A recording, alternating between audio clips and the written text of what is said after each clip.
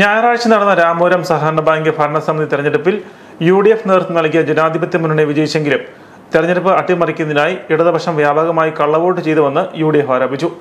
രാജ്യത്തിന്റെ നിയമവ്യവസ്ഥയെ വെല്ലുവിളിച്ചുകൊണ്ട് ആധാർ കാർഡ് വരെ വ്യാജമായി നിർമ്മിച്ച് കേരള കോൺഗ്രസ് എമ്മിന്റെയും CPM-ന്റെയും പ്രവർത്തകർ കള്ളവോട്ട് ചെയ്തുവെന്ന് UDF നേതൃത്വം പറഞ്ഞു.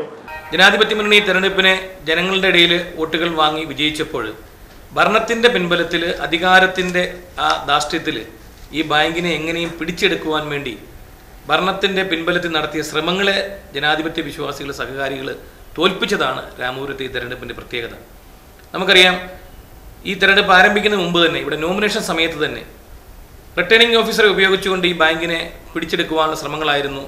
അവിടെ ജനാധിപത്യ മുന്നണിയുടെ 3 സ്ഥാനാർത്ഥികളെ നോമിനേഷൻ നൽകിയപ്പോൾ ആ സ്ക്രൂട്ടിനി സമയത്ത് യാതൊരു നീതീകരണവുമില്ലാതെ അവിടെ നോമിനേഷൻ തള്ളിയതെങ്കിൽ വോട്ടെടുപ്പ് ദിവസം വ്യാജമായി കൃത്രിമമായി ഐഡന്റിറ്റി കാർഡുകൾ, അത് ബാങ്കിൻ്റെ ഐഡന്റിറ്റി കാർഡല്ല, വ്യാജ ആധാർ കാർഡുകൾ ഉൾപ്പെടെ സൃഷ്ടിച്ചുകൊണ്ട് ഈ തെരഞ്ഞെടുപ്പിനെ പിടിച്ചെടുക്കുവാൻ നടത്തിയ ശ്രമങ്ങളും അങ്ങനെ പിടികൂടിയ ആളുകളെ ഉന്നതരായ നേതാക്കളുടെയൊക്കെ സാന്നിധ്യത്തിൽ പോലീസിൻ്റെ മുമ്പിൽ വെച്ച് പിടിച്ചുകൊണ്ട് പോവുകയൊക്കെ ചെയ്യുന്ന നടപടികൾ ജനാധിപത്യ കേരളത്തിൽ നമ്മൾ കേട്ടിട്ടില്ല.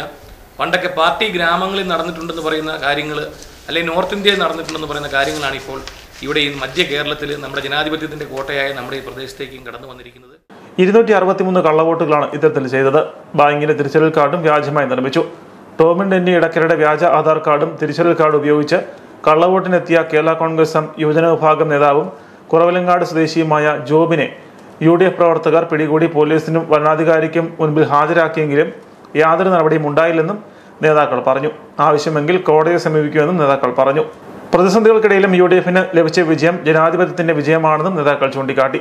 DCC vice president advocate Biju Punnathanam, DCC secretary CT Rajan, Congress block president Molly Peter, bank president VA Jose, Kerala Congress മണ്ഡലം പ്രസിഡന്റ് മത്തച്ചൻ പുതിയടത്തചാലിൽ, MP കൃഷ്ണൻ നായർ, ഡെന്നി ഇടക്കര, തോമസ് ഉഴുന്നാലിൽ തുടങ്ങിയവർ വാർത്താ സമ്മേളനത്തിൽ പങ്കെടുത്തു.